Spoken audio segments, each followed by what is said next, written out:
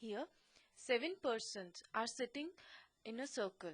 So we have a circle here where 7 persons are sitting. 2, 3, 4, 5, 6 and 7. Right? So further it says that some of them are facing towards the center and some are facing outside the center. Further, O is facing outside. So let's say if we place O here, he is facing outside. J sits second to the right of O. It means second to the right of O is this, so J must be sitting here.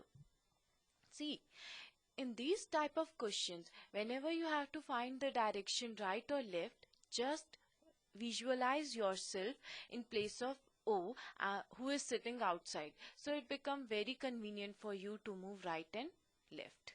Okay.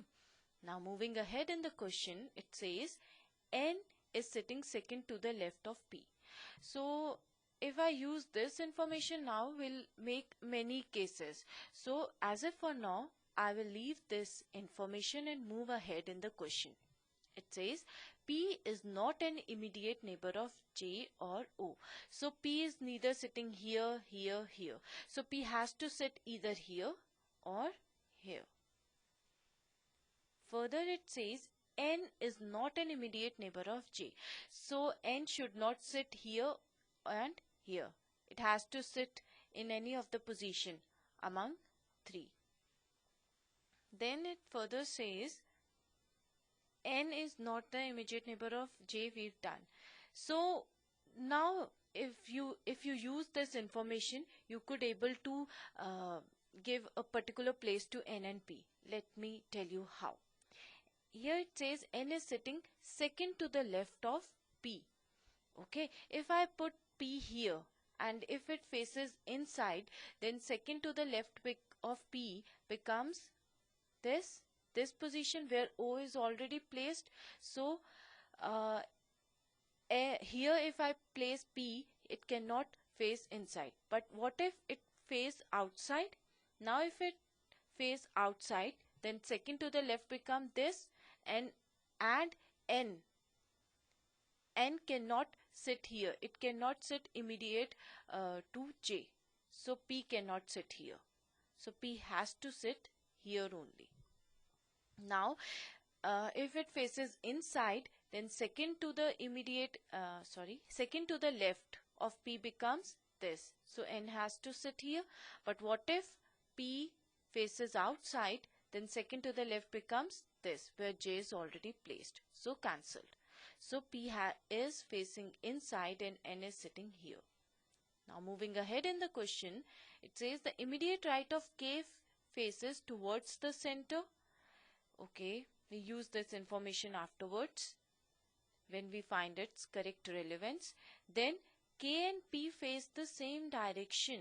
Okay, we are leaving it as if for now. Moving ahead, I is sitting second to the right of N. Now, if N faces inside, then second to the right of N becomes this, where P is already sitting. So, N has to face outside and I is sitting second to the right. So, second to the right of N becomes this. So, here I is sitting.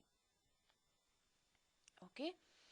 Now, we are left with 2 positions and we are left with 2 numbers K and M. Okay. Now, 2 cases can be drawn. Okay. We can place K here and M here, or we can place K here and put M here. Okay. So, these 2 cases can be drawn. Now, the fixed case is this. So, one case I will draw outside the circle, the other case I will draw inside the circle. So, in inside, I will write all the members who have their fixed position as well as their direction. P, who is facing inside, N facing outside, O again facing outside, I, we don't know the position, the direction of I and J as of for now. Okay. Now let's read the leftover information. The immediate right of K faces towards the center. K and P face the same direction. Since P is facing inside, so K has to face inside in both the case. Then immediate right of K faces towards the center. So the immediate right of this K is J, who is facing inside, and immediate right of this K, the K which is written inside, is P only, who is facing inside only, or towards the center only. Then the immediate left of M faces outside. Okay. Now 1M is here. The immediate left of M. If M faces inside, then its immediate left become N, and who is facing outside. So this is going. So M is facing inside. What if M faces outside? Then its immediate left become P, who is facing inside but not outside. So rejected. Now here M, this M which is written inside the circle. Now again, if M faces inside, then its immediate left become P, who is facing inside, so it cannot face inside, rejected. Here M is facing outside, then its immediate left become J, who is facing outside again. So the M which is lying inside is facing outside, M that is placed outside the circle facing inside. Now the last line says I and M face the same direction as that of J. Sorry.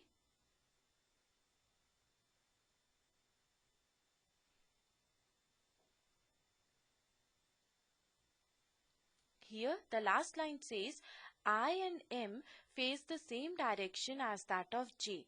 Here I and M are facing outside, so M and J are facing outside, so I is also facing outside. They are facing the same direction, and the one who are outside, M, J and I. Yes, they all are, M and J are facing inside, so I is also facing inside. Okay, so here we're done with the diagram. We obtained two diagrams here. So during the exam, make diagram in a single circle only. It will save a time. Now you will see the 5 questions become a cakewalk for you. Let's see. Who among the following are not facing the center? Who among the following are not facing the center means you have to think here K, N, O, J. If you see the case that we have drawn outside the circle, K, N, O, J. All are, some are facing inside and some are facing outside. Likewise, if you check the remaining also, you will find that few are facing inside and outside.